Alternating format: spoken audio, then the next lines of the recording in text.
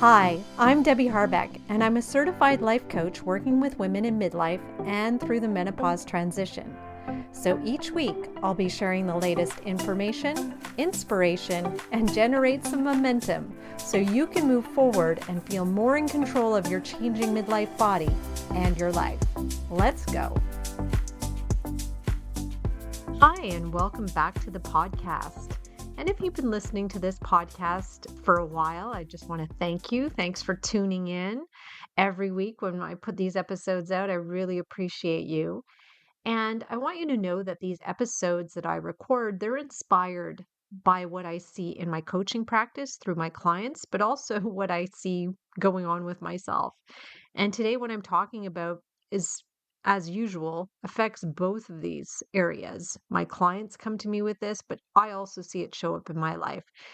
And that's about the question, what's stopping you? So clients come to me, they say they want to lose weight, they want to feel better, they want to get stronger, feel more confident, they want to get healthy finally because maybe they've been diagnosed with high blood pressure. And I ask the question, what's stopping you? And this is where I step out of the way and allow my clients' brains to think about all the reasons, meaning excuses, right, as to why they haven't done the thing they want to do. And most commonly, I hear, and you may relate to these things, are I've been too busy. I don't have the support I need. I don't have the money. I don't even know where to start. And I know that these things feel true, they feel logical. But I've learned not to believe these first answers because they're not really valid reasons. And I'm not saying that to call you out because I'm for sure guilty of this too, but I'm saying this to open something up for you. If those were the things truly stopping you, then no one with a busy job would ever get healthy. No one with financial stress would ever make a change. No one who felt confused would ever figure anything out. And yet we see people doing these things all the time, which means that although these excuses might feel real, they're not really what's stopping you. So, right now, I want you to think about something you say you want. Maybe it's losing 20 pounds, feeling better in your body, getting stronger, having more energy, or maybe it's something else entirely, like maybe you want to speak up more or change direction in your life, or finally take that trip you've been putting off for years. Just think of one thing. Do you have it in your mind?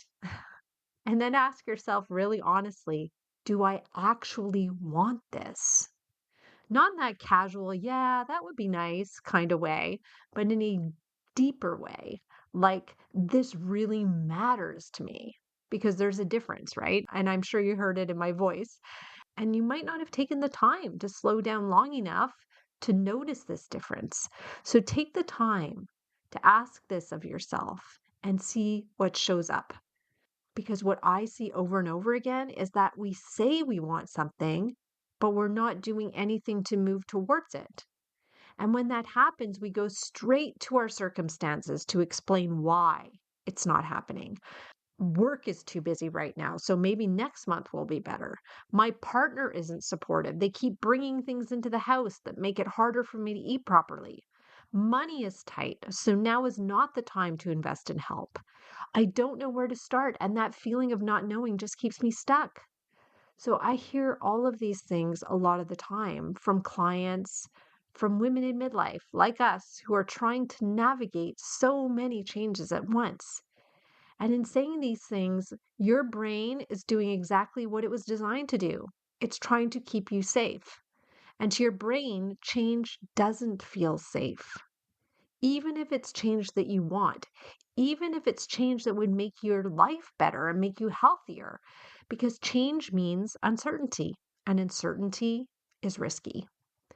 So your brain steps in and says, let's not do that. But it doesn't say it that way, of course. Instead, it gives you reasons, really good ones, convincing ones, like, hey, you're too busy right now. You should wait until things calm down. Or, hey, you need a better plan, or more time, or more money, or more support. And all of that sounds so reasonable. And that's why it works. That's how your brain stops you. But let's zoom out for a second. You probably already know someone who has done the thing you want to do, right?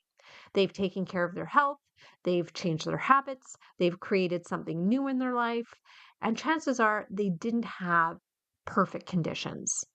They were busy too. They didn't have unlimited time or money. They didn't have everything figured out. So, what made the difference? At some point, they stopped waiting for the perfect moment. They stopped believing every thought their brain offered them. And those thoughts don't just disappear, by the way. You just start seeing them for what they are. They're not facts, they're thoughts. And thoughts are habitual. They come from thoughts that you've thought over and over again. And this is where things can shift for you. When I say what's stopping you is you, it's not meant to sound harsh. It's meant to give you your power back. Because if it's not your circumstances, if it's not other people, if it's not some external barrier, that means something inside of you, something you have control over, can change. To get past these thoughts in your brain, what not to do is to try to become a completely different person overnight. That never works. It never works to alter all these areas of your life at once, like cutting back on carbs, heading to the gym daily, and meditating before bed. You can't make all these changes at once.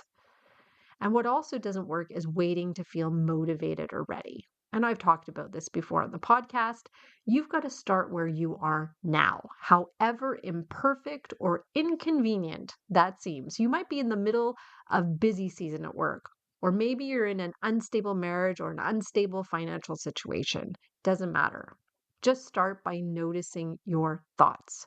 You know what you really want, but something is stopping you. Notice the thoughts as they come up. Notice the I'm too busy, I don't know where to start, this isn't the right time. Instead of just believing these thoughts, pause and get curious and ask yourself, is this thought really true? Is it really true that being busy is in the way of doing the thing you want to do? If you're familiar with the work of Byron Katie, you'll recognize that powerful question. Is this true? And if that thought isn't really true, meaning you have evidence from yourself or others that this is just an excuse, you've got to look at your comfort level next. Comfort is a very powerful thing. As we get older, it becomes even more magnetic. We're more attracted to comfort. We are attracted to the predictable, to the familiar patterns, to staying in the same place. And yet, over time, that starts to feel uncomfortable in a different way. You start to feel stuck, frustrated, maybe even a little disconnected from yourself. And that's usually the moment when we start to realize something has to change. Not everything, but something. And this is where I think we make it harder than it needs to be. We think we need a full plan. We need a complete reset, a perfect strategy. But you don't. You just need to take a step, a small step, something that moves you even slightly in the direction you want to go. And it might feel almost too simple, like planning one meal, going for a short walk, saying no to something that drains you, following through on making that phone call. It's nothing dramatic, but it matters because every time you take action, even in a small way, you start to build trust with yourself. You start to show your brain that change isn't dangerous, that you can handle it. And that's how things begin to shift. I'll share a story with you just to highlight these things. This is about a client of mine and I'll call her Stacy. So Stacy came to me believing the thought that she wasn't exercising because her job was keeping her too busy. And I asked her the magic question, what's stopping you? And of course she reiterated that she was way too busy with her work and didn't have time to exercise, and as a result she gained 10 pounds in the past year. I said, I hear that your job is busy, but I don't believe that's really what's stopping you. Are there other people in your job who were able to exercise? And she said yes. I said, so it sounds like it's not true that your job is the reason you're not exercising. So Stacy had to take a moment and absorb that because she was really believing in that excuse, that it was a valid reason for not exercising. And what I wanted her to see was that this thought was keeping her comfortable and not helping her to make changes. And that's when I asked, what is it you actually want? And again, she thought about it. She started to well up with tears. And she told me what she really wanted was to lose the weight she'd gained because she realized she didn't recognize herself anymore. Her energy had dropped. She was feeling unmotivated, and she felt like her body was against her. So she repeated to me that what she actually wanted was to move more because she remembered that when she exercised, that made her feel alive. And she also believed that moving more would help her lose that extra weight. At this point, she understood that this change was important to her. So we went to the next question, which was, what's one small thing you could do today to prove that you have the time to exercise? And she said, well, I could go for a 10-minute walk at lunchtime. Great. Do you have 10 minutes to walk at lunchtime? And she said she did. And ideally, the story would end there. Stacy goes out for her walk and everything is good. But of course, your brain will then offer up things like walking isn't enough to lose weight, or I should be doing more intense cardio for at least 30 minutes. Again, it's time to be on to your brain. You see how deep this goes, right? Change is an emotional process and it's uncomfortable. And taking action in the discomfort, even if it's not what you believe is the perfect action, is the only way to get where you want to be. So, if you're ever really wondering what coaching is, this is it. It's about helping you get through this emotional process because getting into shape isn't just about going to the gym. It's not just a physical action. It's about breaking through the emotional habits that are stopping you from taking that really easy action or what seems easy. It's about challenging your excuses to get to the real thoughts that are stopping you. And then working on changing these thoughts and creating new ones that allow you to trust yourself moving forward. So the next time you find yourself saying, I can't because, just pause for a second and ask yourself if that's really true. Or is that just the easiest story to believe right now? Because if the only thing truly stopping you is the part of you that wants to stay comfortable, then it's important to notice there's another part of you that really wants more, but it needs your support to do that. And maybe it's that part today that you can start paying more attention to. So I'll leave you with this. If nothing outside of you was actually in the way, what would you do? And what's one small step you could take today without overthinking it? So that's what I've got for you. And if this episode hit home with you, share it with someone else and maybe sit with these questions a little longer and find out what's really stopping you.